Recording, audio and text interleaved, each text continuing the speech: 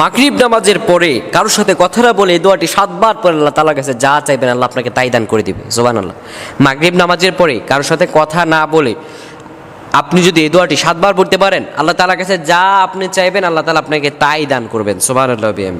প্রিয় বন্ধুগণ আমার, মাগরিব থেকে এশা একটি গুরুত্বপূর্ণ দোয়া কবুলের সময়।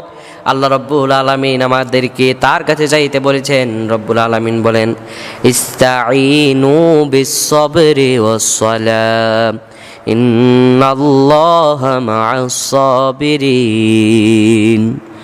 আমার রব বলেন, ও দুনিয়ার মানুষেরা রে, আমার কাছে সাহায্য চাও। বিস-সাবরি ওয়াস-সালাহ, ধৈর্য এবং নামাজের মাধ্যমে আমার কাছে সাহায্য চাও। জেনে রাখো, ইন্নাল্লাহা মা'আস-সাবিরিন, নিশ্চয় আমি আল্লাহ রব্বুল আলামিন ধৈর্য ধারণকারীদের সঙ্গে রয়েছি।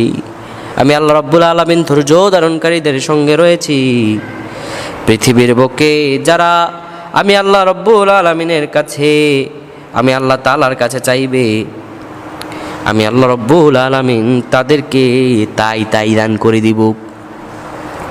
প্রিয় ভাইরা আমার, রব্বুল আলামিন আমাদেরকে ডেকে বলছেন, বান্দা আমার কাছে সাহায্য চাও।